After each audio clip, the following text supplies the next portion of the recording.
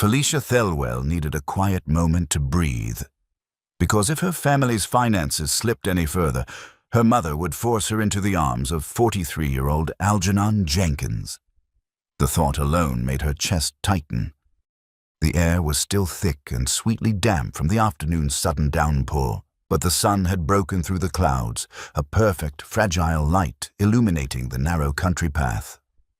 Felicia Thelwell, 22 years old and acutely aware of her family's precarious financial position, pulled her best Sunday muslin a little closer, careful to avoid the water pooling in the wheel ruts.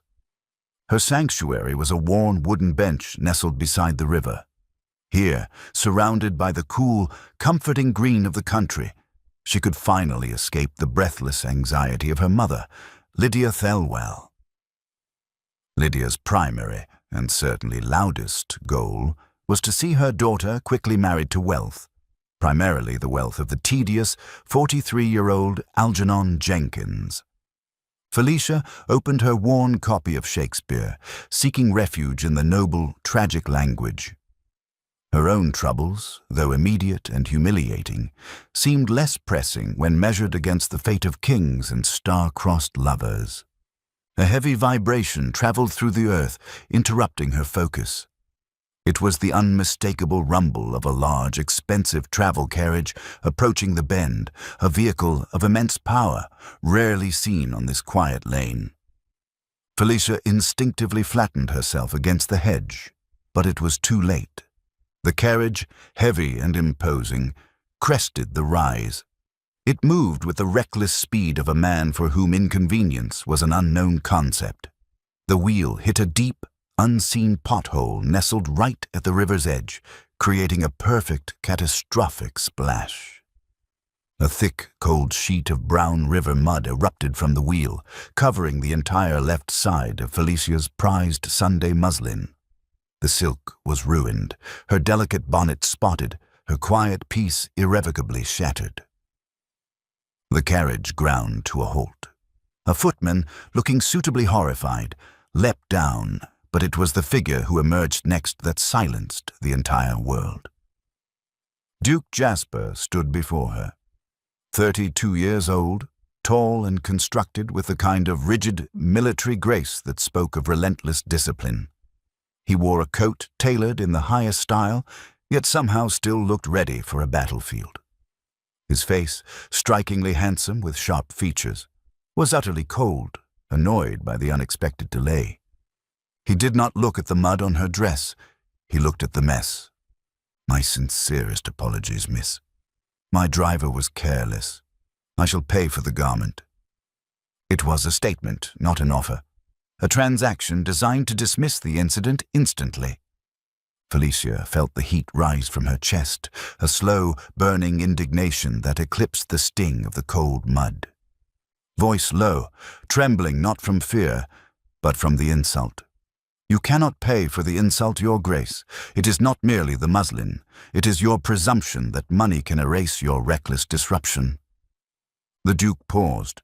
He reached up, his long fingers instinctively touching the simple army ring he wore, a habit he used to settle his nerves. A dangerous spark entering his eye.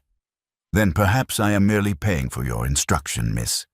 You should know better than to walk near the road where powerful forces move." It was the final arrogance, the complete dismissal of her right to stand on her own ground. Stepping forward, reckless pride overcoming caution. "Indeed, Your Grace, you assume because you wear a soldier's coat and possess a title that you may command the world's quiet order. You are the most maddening man I ever laid my eyes on." The Duke stared at her, a muscle clenching in his jaw, before giving a tight, unyielding nod. He re-entered his carriage and commanded the driver onward. The silence rushed in, thick and heavy, replacing the thunder of his carriage. Felicia stared at the ruin of her new muslin. Her anger should have been pure, unadulterated fury at the expense and the humiliation. Yet an inconvenient, treacherous thought immediately intruded. A maddening man, yes, but one constructed with a staggering degree of competence. He possessed the kind of devastating handsomeness that should be reserved for figures in mythology or the heroes of Shakespeare's tragedies. It was, she knew, why the incident had left her breathless rather than simply insulted. His behavior, however, was a distinct and appalling matter. That arrogance, that cold assumption that his wealth and his discipline granted him command over her person and her circumstances. It was a profound intellectual insult. No amount of imposing beauty could excuse such a profound lapse in common decency. He was a magnificent, arrogant specimen, and the knowledge that such a mind was tethered to such overbearing pride only made him infinitely more infuriating. Felicia, too furious to notice the ruined dress any longer, only now registered the sudden emptiness of her hand. Her Shakespeare book had been knocked from her grasp and lay open, face down in the mud, ruined just like her dress. She turned to retrieve it. But the book was gone. 100 yards down the lane, Duke Jasper's carriage paused. The footman, who had been commanded to halt, quietly dismounted. He swiftly scooped up the muddy book, folded a heavy blanket over it, and remounted without a word. The Duke did not look back. He merely tightened his grip on the army ring he wore, his attention now fixed on the road ahead. The Thelwell family received an anonymous, curt note later that evening, delivered by the Duke's steward. A replacement garment will be provided without consultation by the end of the week. The note contained no apology and no mention of the book, but Felicia knew the truth. Her anger was still blazing, but a deep, unsettling suspicion had taken root. The maddening man who sought to ruin her had quietly stolen the most essential piece of her world. She would have to see the Duke again. The replacement muslin arrived precisely 3 days after the disastrous river encounter. It was of a quality far surpassing the garment the Duke's carriage had destroyed, delivered without a note, without a word of apology, and certainly without the stolen copy of Shakespeare. Felicia hated its perfection. She hated the presumption that his wealth could simply erase her righteous anger. Her mother, Lydia Thelwell, however, was ecstatic, seeing the gift as a clear sign that the Duke, powerful and unmarried, was finally taking notice of the family. "He is merely a man of honor, Mamma," Felicia told her mother later that evening, trying to steady the nerves that the very thought of Duke Jasper now caused. "He ruined my dress. He replaced it. It is nothing more than a debt settled." Lydia waved a dismissive hand, already imagining the benefits. "Nonsense, Lissy. Dukes do not concern themselves with common muslin. He is interested, and tonight at the Countess's reception you shall wear the new dress and ensure he sees precisely what a gentleman might acquire with sufficient funds." The true insult was not the mud. It was the stolen book. The gift was a paltry apology for his arrogance, but keeping her Shakespeare, that was intellectual theft. It was an admission that he knew exactly how to undermine her peace. "I must see him again, not to thank him, but to demand the return of my property. I cannot let that man possess even the smallest corner of my world." The Countess's reception was a crushing bore, thick with silk, ambition, and the cloying scent of forced conversation. Felicia, elegant but stiff in the new gown, felt the weight of her mother's expectations like lead upon her shoulders. She was seeking refuge by the library doors, discussing the true cost of the Napoleonic Wars with her youngest brother, Daniel, a topic guaranteed to repel any hopeful suitor, when Algernon Jenkins found them. Jenkins, smelling faintly of port and self-satisfaction, immediately dismissed Daniel with a patronizing chuckle. He then cornered Felicia, his gaze sweeping over the costly dress with vulgar appreciation. "You look lovely tonight, Miss Thelwell. Quite the picture of domestic virtue," he purred, leaning in. "Though I fear you still spend too much time with those ridiculous books. A woman's mind, you see, should be as tidy as her home. All that fierce wit, it is a charming youth's folly, but entirely unsuited for marriage. When you are mine, we shall burn those tedious volumes and focus on proper pursuits." Felicia felt a cold, familiar rage surge within her. This was the moment she had been dreading, where she would either swallow her dignity or destroy her family's hopes of security. She opened her mouth, ready to unleash a retort so sharp it would shame him into silence, regardless of the consequences. But she did not get the chance. A voice, cold and authoritative enough to silence the polite chatter around them, cut through the air. "With all respect, Mr. Jenkins," Duke Jasper said, stepping into the small, tight space between them. He did not look at Felicia, only at Jenkins, his gaze lethal. "The value of a mind is not measured in the stitches of a tapestry. Miss Thelwell's intellect is, in my observation, remarkably sound. Far too sound to be wasted on such trivial pursuits. You would do well to remember that an army general values strategy above comfort." Jenkins spluttered, utterly dismantled by the public rebuke. The Duke, maintaining the rigid formality of a man correcting a subordinate, then turned to Felicia's mother. "Mrs. Thelwell, I require a brief word with your daughter on a matter of property boundaries. I trust you will excuse us." It was not a request. It was a military order. The Duke placed his hand firmly on the small of Felicia's back, guiding her, almost pushing her, away from the crowd and towards a secluded terrace door. His hand on her back was burning, electric, and utterly controlling. He was still radiating that maddening arrogance, assuming his intervention was universally desired. She felt rescued, yes, but also stifled. He saved my intellect only to demand control of my person. He uses his army discipline to dominate a drawing room, just as he dominates a battlefield. He is magnificent in his defense, yet utterly infuriating in his presumption. The man is a walking, breathing contradiction. Once they were safely outside on the cold stone terrace, the Duke instantly dropped his hand and turned on her, his face a study in controlled anger. "How dare you interfere, Your Grace?" Felicia hissed, pulling away from him. "I was perfectly capable of tearing him down myself. I do not need your shield to wage my own battles." "You were capable of ruining yourself, Miss Thelwell," the Duke fired back, his voice low and fierce, not wanting to be overheard. "You fight battles with the ferocity of a soldier, yet you have no foresight for the social consequences. You are utterly and completely—" He stopped himself, jaw clenching, and stared into her eyes. He was too close, his large frame blocking the cool light of the moon. "I am cursed, Miss Thelwell, to feel compelled to protect the one woman who refuses my authority. You are a beautiful disaster, and I am cursed to watch you." Felicia was trembling, caught between fury and a terrifying attraction. The Duke stood before her, breathing hard, his gaze intense. He slowly reached out, placing his finger beneath her chin, forcing her to look directly into his troubled eyes. He leaned closer, and the cold night air suddenly charged with an impossible heat. The next few days were consumed by a tense, frustrating silence. The Duke sent no further gifts, and Felicia found no opportunity to demand her book.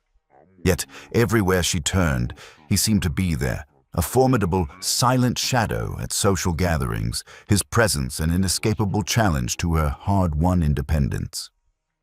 The inevitable confrontation occurred 3 evenings later, after a moderately successful dinner party. A sudden, unexpected late-season squall had begun, turning the gravel drive outside into a slick sheet of ice and snow. Felicia, determined to escape her mother's relentless questioning, insisted on fetching her own cloak from the carriage house. She found the Duke already there, standing near the carriages, his figure dark and imposing against the swirling white of the storm. "You are still here, Your Grace?" Felicia asked, unable to keep the challenging edge from her voice. "I presume that after your grand theatrical performance on the terrace, you would have retreated to the silence of your estate." The Duke turned, his face stern in the cold light filtering through the carriage house door.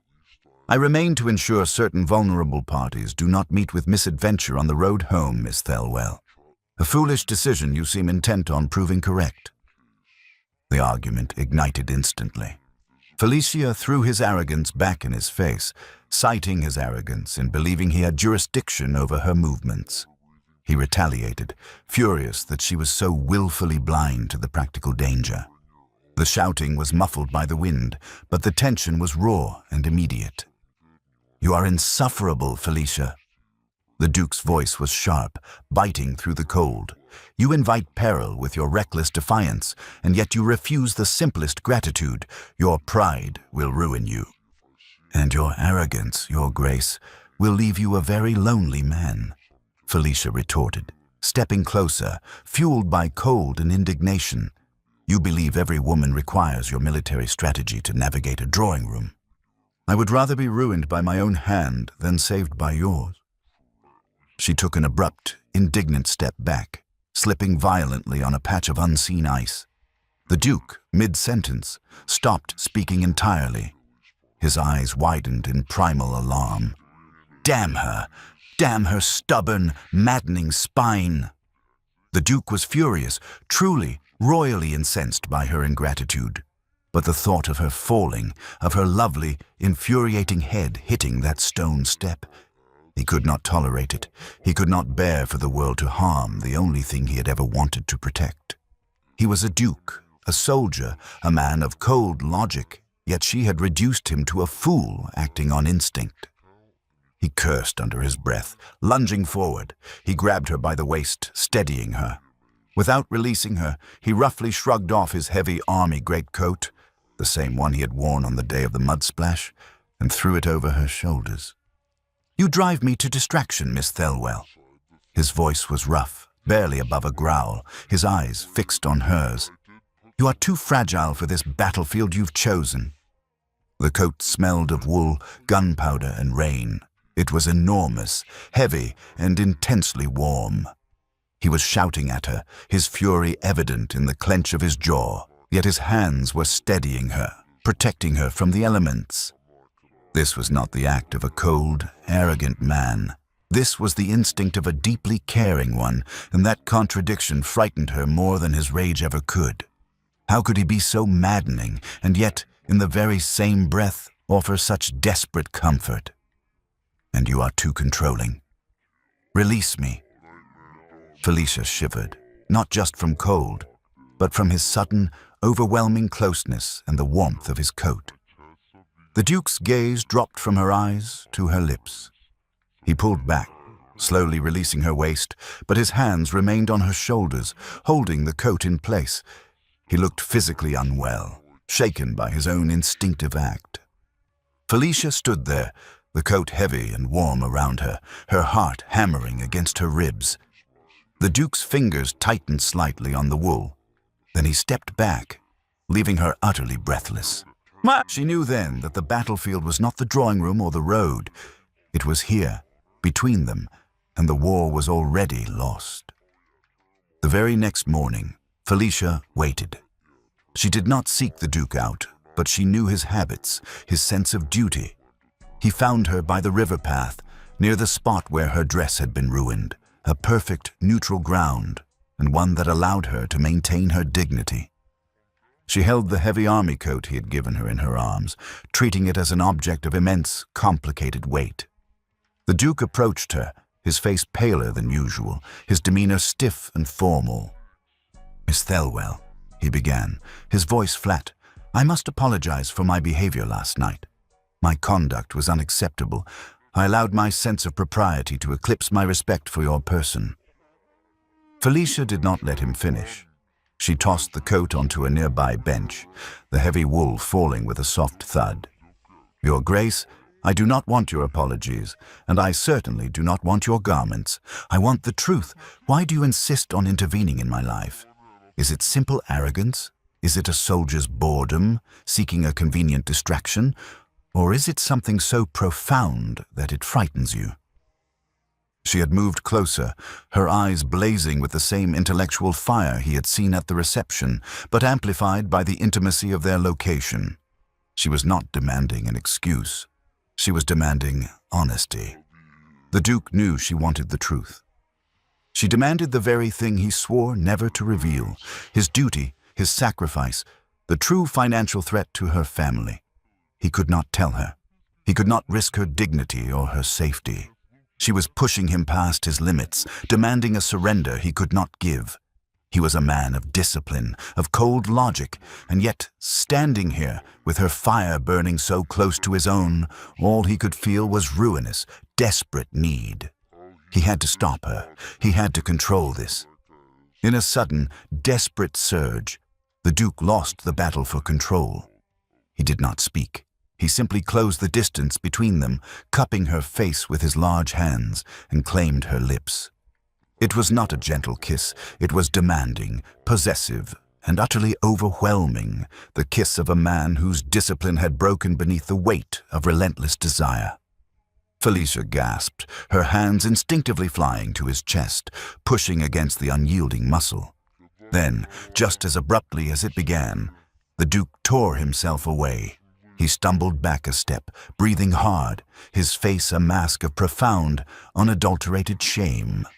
He looked at his own hands as if they were weapons he could no longer trust. He had done it. He had behaved as the very cad she accused him of being. He was a duke, sworn to uphold honor, and he had just stolen her consent in a moment of passion. He was ruined. The desire for her fire, her mind, her maddening pride, was a threat to everything he stood for. He had broken his own code. Duke Jasper, voice raw, barely a whisper. I apologize. Profoundly. He has no excuse for that kind of dishonor. Felicia stood frozen, the imprint of his lips still burning on hers. The kiss had shaken her to the core, but his immediate, raw self-condemnation, his admission of profound failure, was the truth she had been searching for. He was ashamed of his power, not proud of it. He truly regretted it. He did not see her as a prize to be won, but a person whose dignity he had accidentally violated. The fear in his eyes was real. He was terrified of his own lack of control over her. This was not the action of an arrogant man. This was the fear of a devoted one. He was so much more wounded, so much more honorable than she dared to believe. She slowly lifted her hand, touching her lips. The anger was gone, replaced by a dizzying, terrifying realization. They were no longer sparring partners. They were simply two people whose carefully constructed walls had just shattered. The argument was over. The surrender had begun. The days that followed the stolen kiss were heavy with unspoken consequence, yet strangely, they were empty of anger. The Duke, mortified by his lapse in composure, retreated entirely, sending only his regrets via his steward, an action Felicia accepted as a necessary penance, but one that left a strange, hollow ache where her fury had once resided. The formal apology had satisfied society, but it had not satisfied the dangerous intimacy that now simmered between them. Felicia knew she had to find him, not to demand another apology, but to offer absolution, which was, in itself, an act of desperate, terrifying intimacy. She found him at his estate library late one afternoon, ostensibly reviewing documents, though his gaze was clearly fixed on nothing but misery. He rose instantly when she entered, his posture rigid. Miss Thelwell, the Duke stated. He presumed she would not wish to be subjected to his presence again. Your presumption is, as ever, a great offense, Felicia replied, her voice soft but steady. I came because I did not want your last memory of me to be a scene of mutual distress. I came to see the true cost of your intervention. She moved past the formality, going straight to the core of his anguish. She saw the heavy army ring he always wore, and the quiet loneliness that clung to him even in the luxury of his library. He would not be softened by demands for love or commitment. He would only be softened by the recognition of his pain. You left the army for a reason, Your Grace. It was not merely to inherit this title. There is a cost you carry. If you expect me to understand your ceaseless need to interfere, you must tell me what it is you are truly protecting yourself from, Felicia challenged. The challenge was delivered not with anger, but with profound compassion. The Duke stared at her, his formidable defenses trembling. He moved to a small cabinet and retrieved a simple, tarnished silver locket. He opened it, revealing the faint portrait of a young man, similar to him, but smiling. My younger brother, lost in the war. I was his commanding officer. I failed to protect him. I carry that failure, Miss Thelwell. Every time I see you act with such glorious, reckless defiance, I see the fate I could not avert. I'm not trying to command your mind. I'm trying to control the uncontrollable, Duke Jasper confessed, his voice a low, rough grate. He had never intended to tell her, but facing her quiet, discerning eyes, he felt the heavy burden of his history lift slightly. She was looking at him not with pity, but with a terrible, tender understanding. He had always believed his past made him unworthy of peace, yet she seemed to suggest that his wound made him worthy of her. Felicia moved forward, closing the distance, and gently placed her hand on his, the hand that held the locket. You are trying to save the world, Your Grace. You cannot save the world. You can only save yourself, and perhaps the person standing right in front of you, Felicia stated. The locket fell from his hand, the small, fragile portrait forgotten. All the discipline, all the formality, all the maddening pride finally shattered. The barrier was gone. He looked at her, not as the haughty duke, but as the wounded man she had finally exposed. She saw the raw, desperate need in his eyes, stripped of arrogance. She knew what this moment meant. It was not a reckless kiss born of anger, but a profound, mutual acceptance of their flaws. There was no going back. The rules of society, her mother's desperate ambitions, the threat of Algernon Jenkins, none of it mattered. This was the moment where courage overcame fear, and two souls, equally burdened, chose honesty over honor. She understood the cost, and she knew she would pay it. He reached for her, his touch reverent, not commanding. This kiss was slow, careful, and final, a silent vow of mutual surrender. The hours that followed were spent in the quiet, absolute sanctuary of his library, a place meant for knowledge, now sanctified by vulnerability. They shared the truth of their burdens, the passion of their collision, and the silence of a love that had been desperately fighting to exist. Felicia, resting against the wide expanse of the Duke's chest, understood with a terrifying clarity that this was not merely a conquest of passion, but the deepest emotional truth she had ever encountered. The man who had been so maddeningly disciplined was, in fact, boundless in his capacity for feeling. His zeal, which she had fought so fiercely, was now directed entirely toward her, a profound and focused devotion that settled the chaos in her own heart. She spoke softly of her anxieties, her fear of Algernon Jenkins, the shame of her family's debts, and her fierce determination to control her own fate.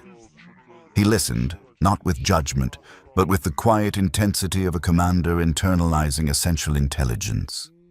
The Duke, for his part, spoke of the loneliness of duty, of the crushing weight of his title, and the terror that had consumed him when his own younger brother was lost. He confessed that his initial attraction to her had been pure annoyance, a desire to correct the anomaly she represented in his ordered world. That annoyance had quickly transmuted into a powerful, frightening obsession, a primal need to keep her safe, even if it meant alienating her. The admission cost him dearly, but every word solidified the foundation of their bond. They were, in that moment, two equals, a duke stripped of his rank and a woman stripped of her pride. As the gray light of dawn began to touch the window panes, the Duke held Felicia close, his face buried in her hair. She felt his breathing steady. She felt his protective, honest love. The world outside, the world of gossip and expectation, seemed impossibly distant. The thought of returning to her mother's house, to the suffocating presence of Algernon Jenkins and the endless social maneuvering, felt unbearable. She belonged here, in the quiet strength of his arms. The price of this honesty, however, would be severe. Their secret, born of such intense truth, would be judged as simple scandal by society. The Duke shifted, his hands tightening around her, and he spoke a line that chilled her to the core, pulling her abruptly back to the reality of their dangerous world. "I must leave, Felicia. I have one final duty I cannot escape. I must protect your family from the outside." The Duke was gone before the rising sun could touch the library floor. The cold air, the lingering scent of rain and gunpowder, and the silence were all that remained of his presence.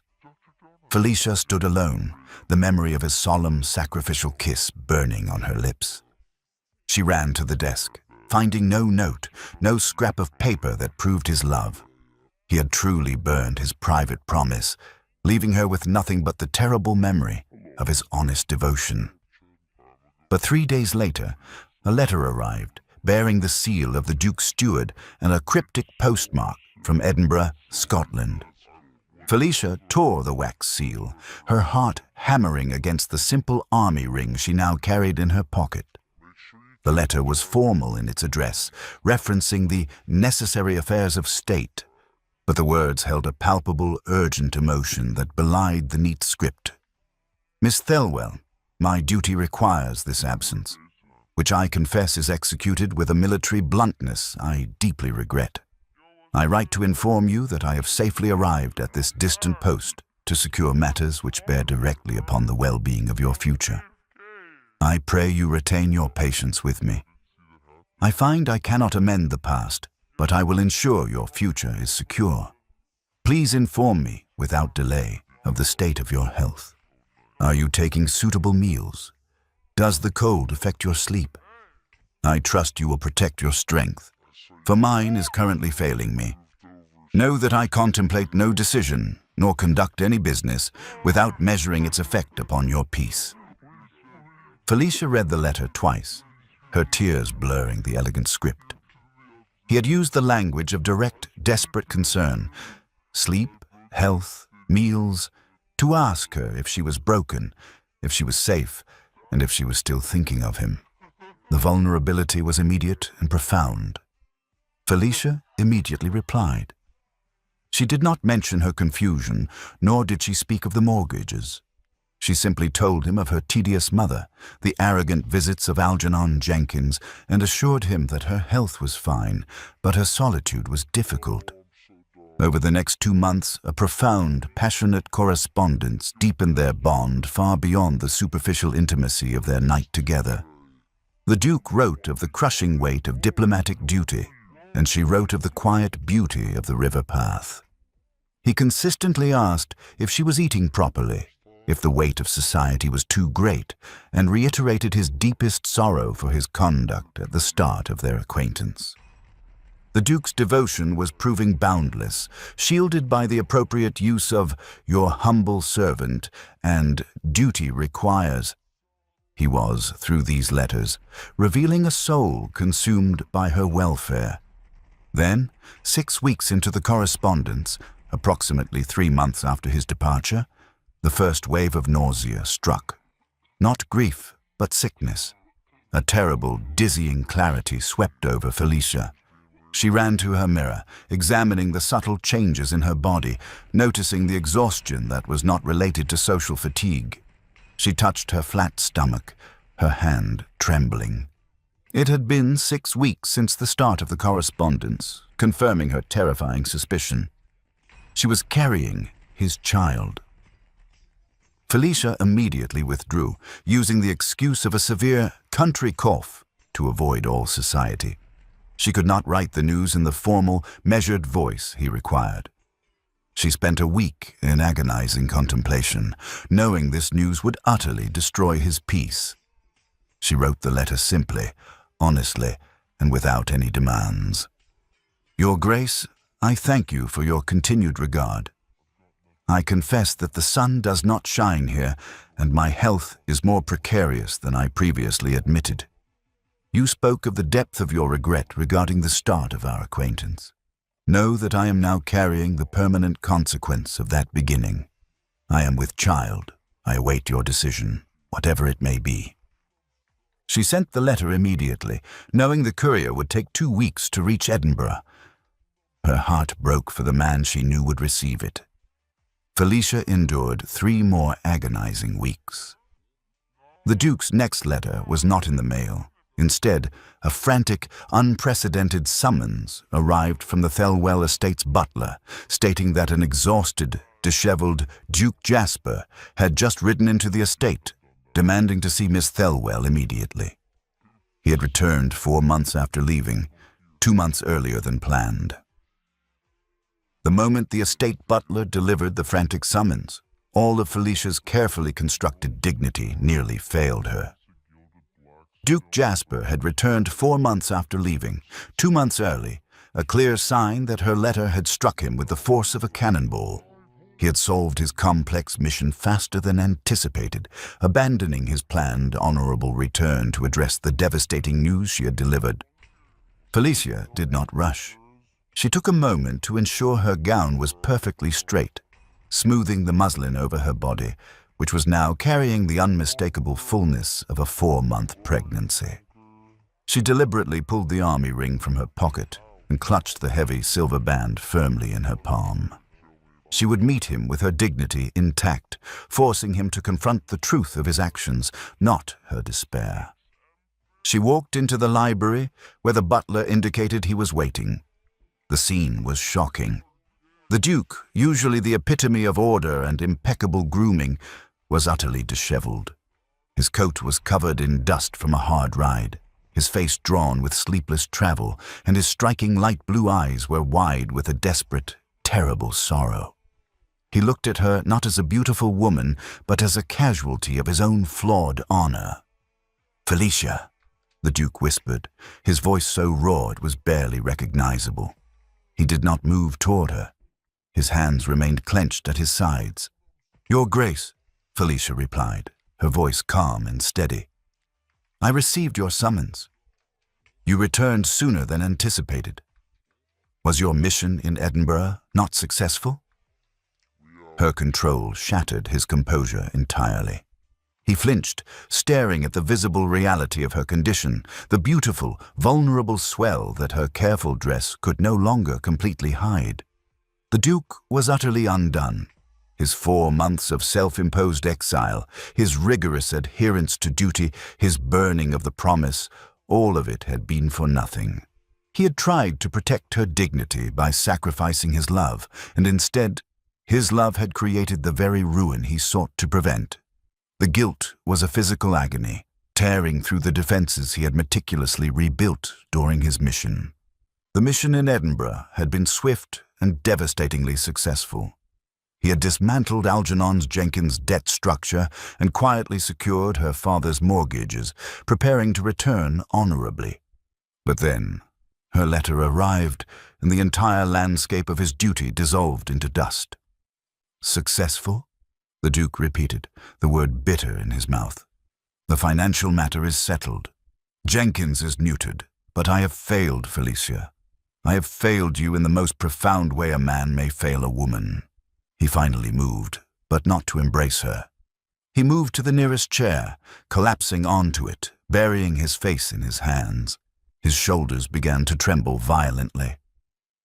The powerful Duke Jasper, the man of discipline, strategy, and unrelenting control, was sobbing, entirely undone by the dishonor he felt he had brought upon her. Felicia stood transfixed. This was not the arrogant madman who had forced a kiss upon her, nor was it the stoic soldier who wrote yearning letters. This was the deeply wounded man, utterly broken by the consequences of his own impulsive passion. He was not crying for the scandal. He was not crying for the ruined honor. He was crying for the pain he had caused her. He was terrified of the scrutiny she now faced because of his failure to control his emotions that night.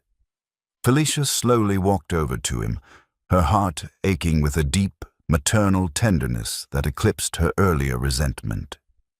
She knelt beside the chair, clutching the army ring firmly in her palm. She gently reached out and stroked the back of his neck, her fingers tangling in his disheveled hair. "Duke Jasper," Felicia murmured, her voice firm with tenderness. "Look at me." He slowly raised his head, his striking blue eyes bloodshot and raw with tears. I've heard the gossip, Your Grace. I know what the ton is saying, that I have been abandoned, that my position is ruined. But you did not ruin me. Your presence here, now, is the only proof that matters. The scandal, the Duke whispered, his voice catching on a sob. The child. It is my fault. I acted on emotion, and I did not protect your future. I cursed you with my desire. You did not curse me, Felicia corrected him gently, stroking his cheek. You loved me, and now you are here. We have a child, and we have the truth. Do not blame yourself for what was beautiful and inevitable. We are partners in this, not victims of it. She gently pulled his head down, resting it against her shoulder, allowing him to weep fully into the silk of her dress. The Duke clung to her, the sheer relief and the agony of his guilt washing over him. The powerful man had broken down completely in the arms of the woman he had tried so hard to protect. He was her soldier, stripped of his armor, finding comfort only in her strength.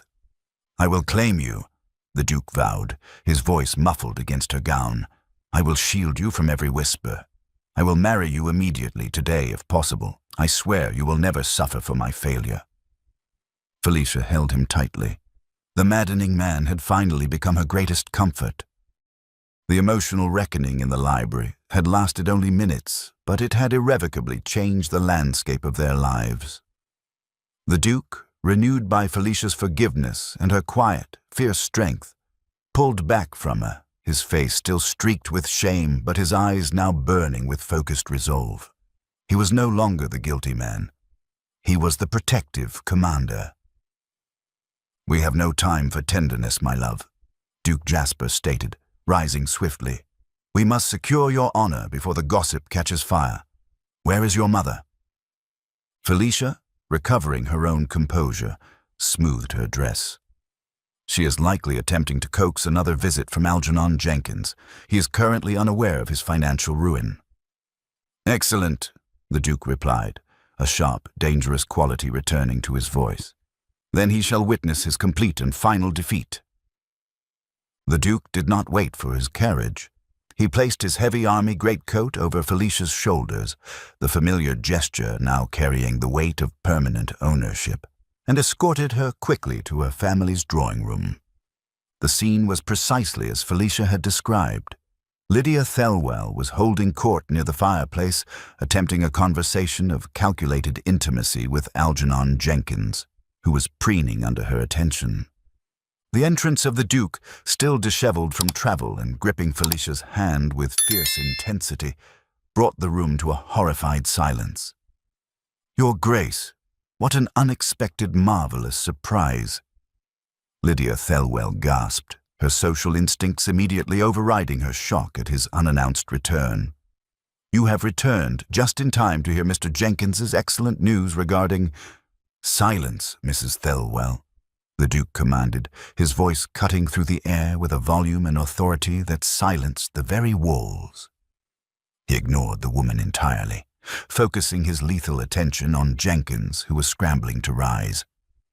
Mr. Jenkins, I believe you have overstayed your welcome, the Duke stated, his voice quiet, deadly, a terrible sound of restrained power. Jenkins, smelling faintly of port and self-satisfaction, attempted to rally. I assure you, Your Grace, I was merely discussing matters of marriage, a proposal of the greatest generosity. Miss Thelwell's honor demands I protect her from— The Duke interrupted him, his patience annihilated by the sheer audacity of the rival. Her honor is not in question, Jenkins, nor is her person in need of your meager protection. The Duke stepped forward, pulling Felicia slightly in front of him, drawing attention to her figure, which, at 4 months, was still discreet but visible to a trained eye. He then faced the room, raising his voice so it resonated with the full force of his title. Mrs. Thelwell, Mr. Jenkins, I have returned to announce my engagement. Miss Thelwell and I have been privately contracted for some time. I'm here now to claim my bride, and to ensure that no further impertinence regarding her hand is tolerated in my absence. Felicia felt the collective shock of the room hit her like a wave, but she stood firm, clutching the ring in her hand.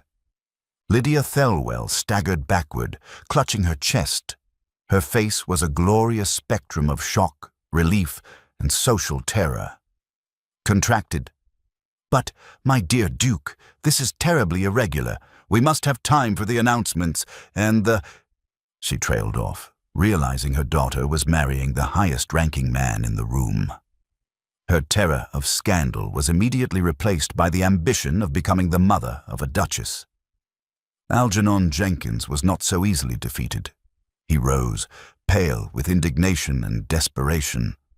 "Contracted. This is an outrage. I demand satisfaction. You are compromising her reputation, Your Grace. She has been seen constantly in company with me. Her reputation?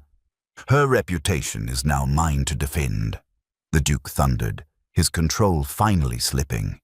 He moved toward Jenkins, his towering military frame filling the space with menace. "And you, sir, are in no position to speak of honor. Your debts are now called.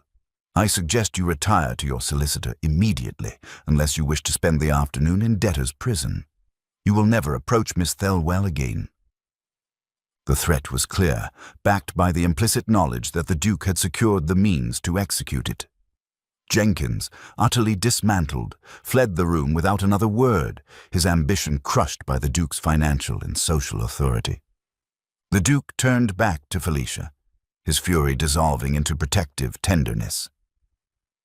"Felicia," the Duke said, his voice softening, but his words remaining a command designed to secure her dignity.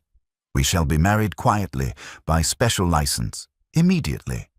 I refuse to subject you to another day of this absurdity." He then addressed Lydia Thelwell, who was still speechless. "Mrs. Thelwell, I've already secured the legal documentation. The wedding will take place tomorrow at dawn. I require only your consent to her hand and the presence of a witness. I shall send a carriage for Miss Thelwell tonight. There is no time for further discussion." Lydia, completely overwhelmed by the reality of a duke securing the family's solvency and her daughter's title in one fell swoop, simply nodded weakly. The Duke turned to Felicia, leaning down close to her ear. "We will be married tomorrow. I do not care if the child is born in 2 months or 4 months. The exact time is immaterial as long as I can make you my wife and shield you. Society will adhere to the fiction we provide." He kissed her forehead, a proprietary, final kiss, before walking quickly out the door to secure the license. Felicia stood alone in the drawing room, the scent of the Duke's masculine urgency replacing the faint port of Jenkins. She was not leaving as a bankrupt spinster. She was leaving as a pregnant duchess, claimed by the most maddeningly devoted man in England. The carriage ride from the Thelwell estate to the Duke's private London residence was conducted in utter silence. Felicia sat cloaked in the Duke's greatcoat, clutching his army ring, watching the lights of the city blur. She was now under his protection, married tomorrow at dawn, but the silence felt heavy with the weight of unsaid truths. She understood his mission was complete, that Algernon Jenkins was neutralized, and that her family's financial ruin was averted by his hand. Yet she needed to know that the man who had brought her to this precipice was capable of being her partner, not merely her protector. The time for command was over. The time for confession was now. Upon arriving at the Duke's house, they did not retire. Instead, the Duke led her into a small, quiet study, a sanctuary dedicated to contemplation and difficult counsel. A fire was roaring fiercely in the hearth, casting a warm, flickering light upon the leather-bound volumes and chasing away the autumn chill. He poured 2 glasses of brandy, though Felicia merely held hers for warmth. His movements were precise, controlled, a shield against the torrent of emotion he had already unleashed in the library. "I require your absolute honesty now, Felicia," Duke Jasper stated, his voice low and firm, standing before the fire, once again the commander of their small world. "My duty is complete. I have secured your marriage, your honor, and your future. Now I must earn your worth." He looked at her, and the sternness melted into vulnerability. You asked me in your letter if I regretted the beginning of our acquaintance. I told you I did, but I must be clearer. I regret my lack of control. I regret that my arrogance created the circumstance that forces your hand now. I will not pretend that I did not hear the gossip regarding my abandonment. You believed me faithless. You believed I had seduced you and fled, leaving you to face the ruin I had sworn to prevent. Tell me now that this is true. It was true, Felicia confessed, her voice firm but laced with the memory of pain. And it was the worst agony of the past 4 months. Your letters were my only solace, but your silence regarding the future was cruel. You expected me to trust your silence while I endured the shame of your absence and the fear of what my condition would mean for my family. You chose to be a solitary soldier when I needed a partner. The Duke walked over to her, his immense frame folding down until he was kneeling before her chair, looking up at her with profound remorse. He placed his large, scarred hands gently over her pregnant stomach, resting them just below the point where she clutched the army ring. I deserve your cruelty, the Duke whispered, his voice catching with the remaining roughness of his breakdown. I should have risked compromising my mission by sending you a clear vow of my intent, but the failure I carried, the loss of my brother, blinded me. I believed if I controlled every factor, I could avert tragedy. I chose duty over trust, and in doing so, I committed the greatest dishonor against you. I thought I was protecting your virtue. Instead, I shattered your peace. He finally stood, pulling her gently up into his arms, but not forcing intimacy. He simply held her against his chest, allowing her to feel the strong, steady rhythm of his heart. Duke Jasper, I will spend the remainder of my life earning your worth, Felicia. I will never keep counsel from you again. I promise you a marriage of absolute truth and partnership. Tell me now, before the sun rises and the vows are said, do you forgive the maddening man for the chaos he created? Felicia leaned back, looking into his eyes. She saw the full scope of his vulnerability, the protective, complicated man who had confessed his guilt and offered her not just his title, but his absolute truth. He was no longer just the maddening man. He was her safe harbor. I forgive the man who burned his love to save my honor, Felicia whispered, reaching up and placing her hand over his cheek. And I accept the man who returned, broken, to claim our child. A slow smile, utterly devoid of his usual arrogance, touched the Duke's lips. He reached up, gently brushing a strand of auburn hair from her cheek. His striking light blue eyes softened with a look of such utter, unguarded adoration that it made Felicia's breath hitch. A low, intimate whisper, a slight smile touching his lips. You may call me infuriating, my love, but you cannot call me broken. Not when I have you to make me whole. Felicia felt the rush of heat to her cheeks and dropped her gaze. He gently lifted her chin with his thumb, demanding her gaze. Look at me, my lady. I want to see if you truly love this maddening man who has created such chaos. A genuine, spontaneous laugh escaped Felicia, the first unburdened sound he had heard from her since his return. I was entirely prepared to ruin myself, Your Grace, Felicia chuckled. He gave a rich, masculine chuckle, his light blue eyes crinkling at the corners. Indeed. I recall that evening, you and Mr. Jenkins, so preoccupied with your verbal sparring. From my vantage point, you both resembled nothing so much as little ants scuttling about a discarded sugar cube. The intimacy of him sharing that arrogant internal thought bound them completely. The Duke pulled her close, and this final kiss was a tender, solemn promise, a sealing of their marriage before the public vows were ever spoken. I have one last confession, the Duke admitted, pulling the heavy army ring from his pocket. The book, your Shakespeare. I did not leave it in the mud, Felicia. I've carried it with me everywhere I've traveled. It is here, now, in the cabinet behind you. I wanted to return it when I could give you everything, including my complete honesty. Felicia's breath caught. He had kept her heart, symbolized by the book, safe through his entire ordeal. She reached back, opening the cabinet, and found the water-stained, beloved volume. They stood there, two souls finally unified by truth, ready to face the world and the dawn. The wedding took place at dawn, as promised, in the small stone chapel adjoining the Duke's London residence. It was a cold, grey morning, but the interior of the chapel was warm, lit only by dozens of beeswax candles that cast a soft, golden glow upon the altar. There were no guests save for Lydia Thelwell, who alternated between silent tears of social relief and furious whispers about the lack of suitable flowers, and Daniel, Felicia's brother, who served as a quiet, proud witness. Felicia wore a simple cream gown purchased hastily the day before. It was not a suitable ducal wedding dress, but its simple lines draped gently over the fullness of her 4-month pregnancy, cloaking her shame while celebrating her impending motherhood. She wore no jewels, only the simple gold band that was about to be placed on her finger and the Duke's army ring, which she kept clutched firmly in her palm. The Duke waited for her by the altar. He was no longer disheveled.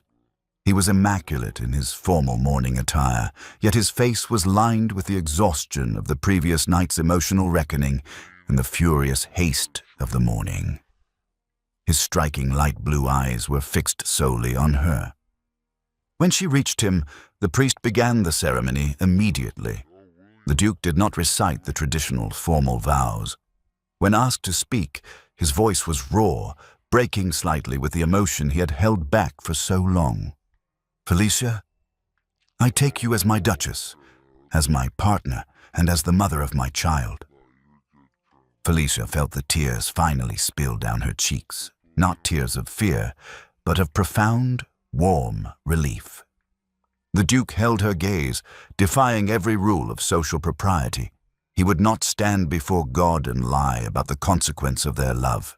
He had promised Felicia a marriage of absolute truth, and this, his final public breach of honor, was his ultimate vow. He had used his power to silence the tongue. He would now use it to sanctify their child. Duke Jasper continued, "I cannot promise you a life free of complication, for my own pride has ensured that. But I promise you a marriage of absolute truth. I promise you that my heart, my mind, and my immense resources are yours to command. I will spend the remainder of my life seeking your forgiveness for the pain my arrogance caused, and I will forever cherish the strength you have shown me. You are my safe harbor, and I vow to honor you above all duty." When it was her turn, she did not look at the priest or her mother. She looked only at the man who had laid his soul bare for her. "Duke Jasper, I accept the shame that society will place upon us, for I know it is rooted in the depth of our love. You have shown me that your powerful hands are capable of both war and tenderness. I take you as my husband, and I vow to share your burdens, your counsel, and your dreams. I accept your immense love, and I promise you that you never have to be alone in your duty again. I will be your strength and your comfort, for as long as we both shall live." The Duke could not speak another word. He simply slid the wedding ring onto her finger, his hand trembling slightly, and the promise was sealed. After the short ceremony, the priest blessed them, and the Duke immediately turned to Felicia, pulling her into a tight embrace that had nothing to do with society and everything to do with ownership and desperate devotion. He buried his face in her hair, gripping her as if he feared she might dissolve. He finally pulled back, resting his hand gently, protectively on the small swell of her stomach. "You are mine, Duchess, now and forever." He escorted her immediately to their awaiting, newly prepared carriage. They left the estate and the city entirely, choosing to retreat to the quiet sanctuary of the Duke's most private country estate, a remote, secure haven where the whispers of the Tone could not reach them. As the carriage pulled away, leaving the chaos and the constraints of London behind, Felicia leaned her head on the Duke's shoulder. She knew their journey had been chaotic, frustrating, and often heartbreaking, but the raw, honest love that had been forged in defiance and confession was unbreakable. The maddening man was finally hers, and his immense, devoted heart was now her eternal comfort.